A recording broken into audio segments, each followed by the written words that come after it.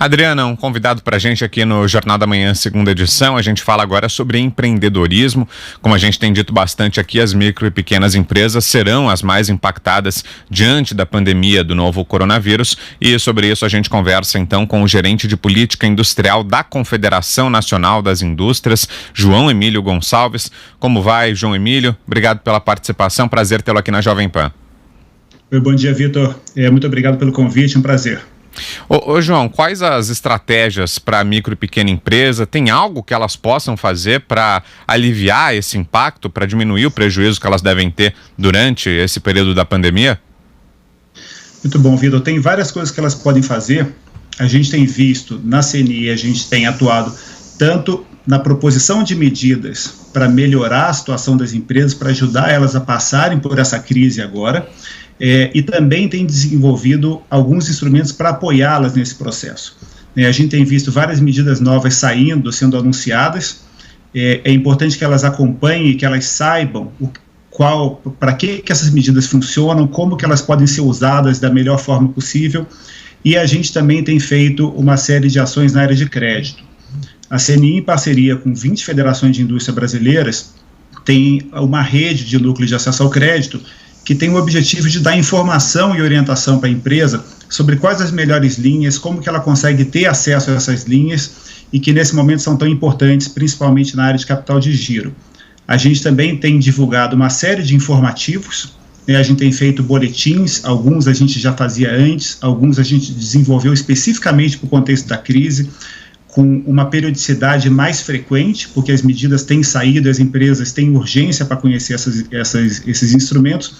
Então, a gente tem recomendado e tem estimulado as empresas a conhecer essas medidas que são importantes para aliviar o caixa nesse momento. O principal problema das empresas no curto prazo é a perda de demanda, a perda de receitas, e elas têm obrigações. Se a gente pensar que a empresa tem que pagar fornecedores, que são outras empresas, que vão pagar outros fornecedores, que também são outras empresas, a gente precisa, de alguma forma, garantir que esse circuito funcione para evitar que as empresas quebrem com impactos na economia, com impacto nos empregos. Então, essas medidas incluem, por exemplo, a postergação do pagamento de tributos, no caso das micro e pequenas empresas, teve, no primeiro momento, a postergação dos tributos federais do Simples Nacional. Depois teve a postergação dos tributos estaduais e municipais também. Tem uma série de medidas que têm sido lançadas de capital de giro para financiar essas empresas nesse momento que elas precisam de caixa. Então, a gente tem trabalhado nessas duas linhas para procurar manter as empresas informadas e orientadas para que elas consigam desenvolver estratégias e sobreviver nesse período da crise. Agora, João, a gente tem acompanhado um movimento bem grande contra demissões, estimulando as empresas a tentarem o máximo possível de opções antes de chegar às demissões. As empresas pequenas e micro, então, elas também podem tentar renegociar entre o empregado e o empregador contratos e salários, por exemplo, para poderem, pós-pandemia, pós-epidemia, seguirem seus trabalhos com seus funcionários, com sua força de trabalho?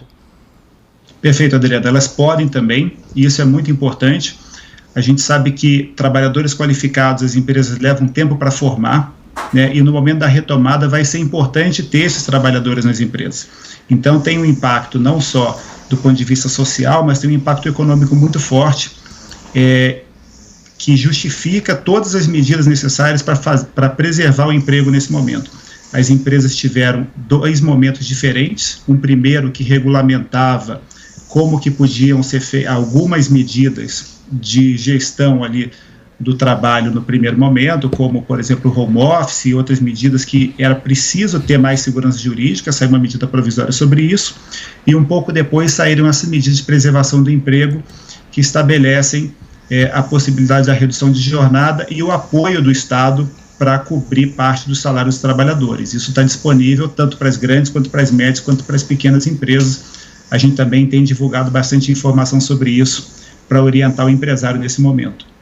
Agora, João, vocês esperam também um aumento na abertura de novas empresas, porque a gente assistiu a isso durante o período um período mais grave aí da crise econômica, alguns anos atrás, uma explosão do número de novas empresas, uma aposta no empreendedorismo. Agora, com essa nova crise, com pessoas perdendo emprego, é possível que essas pessoas busquem, então, como alternativa justamente o empreendedorismo e, caso isso aconteça, quais devem ser os cuidados dessas pessoas que fizerem essa opção? Vitor, é uma boa pergunta. Na verdade, a gente tem que olhar que essa crise é uma crise muito diferente de todas as que a gente conheceu, pelo menos na última geração.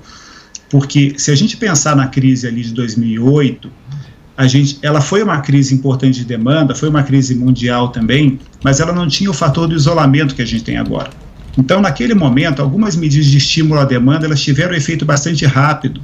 E isso, de certa forma, acabou impulsionando também a oportunidade de empreendedorismo das pessoas, ou seja, as pessoas que eram demitidas e abriam um negócio ou se tornavam empreendedoras naquele contexto específico, beneficiadas pelas medidas de apoio. Nesse momento, com o isolamento, a gente tem uma queda de demanda muito mais significativa, o que dificulta, nesse período mais agudo da crise, alguma solução como aquela que a gente observou. A gente acredita que no momento da retomada, na hora que a gente passar por esse ciclo e voltar a tiver a redução gradativa do isolamento, a recuperação da renda das pessoas, provavelmente a gente vai observar um momento desse. Mas nesse momento específico agora, dessas próximas semanas, a gente não consegue precisar quanto tempo vai ser, provavelmente isso não vai ser uma solução, porque vai esbarrar nessa falta de demanda muito aguda que existe. Por isso a gente tem defendido que são realmente necessárias medidas emergenciais para preservar a renda das pessoas e das empresas, para que elas consigam atravessar esse processo, porque as empresas sobrevivam, que consigam manter os empregos, porque isso vai ser uma condição indispensável para a retomada.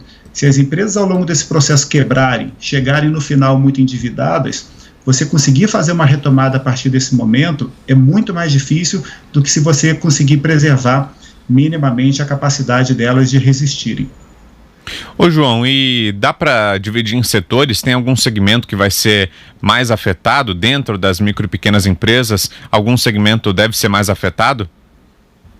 Vitor, a gente fez uma pesquisa que foi divulgada no começo do mês e agora a gente está fazendo uma, inclusive com um número maior de respostas que a gente deve conseguir separar por micro e pequena. Essa foi uma pesquisa, foi uma consulta empresarial emergencial, a gente precisava saber direito o que estava acontecendo.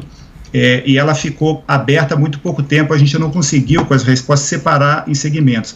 Mas o que a gente via já no início do mês de abril, ali no finalzinho de março, começo de abril, é que a gente já naquele momento tinha 92% das empresas consultadas dizendo que estavam sendo afetadas significativamente, com um impacto muito grande, sendo 40% delas com um impacto muito intenso. Mas é claro que isso não era igual em todas as empresas.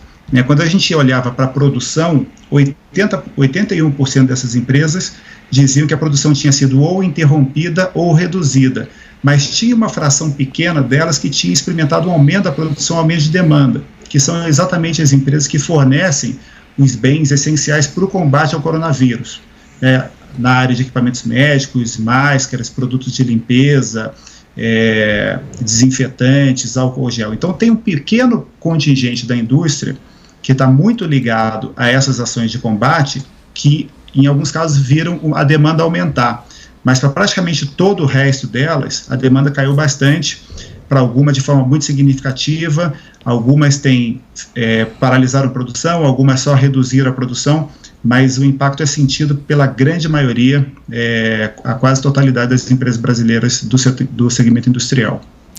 Ok, ouvimos aqui o gerente de política industrial da CNI, a Confederação Nacional da Indústria, João Emílio Gonçalves. Obrigado pela entrevista, viu, João? Boa terça-feira para você e até mais. Muito obrigado, Vitor, para você também.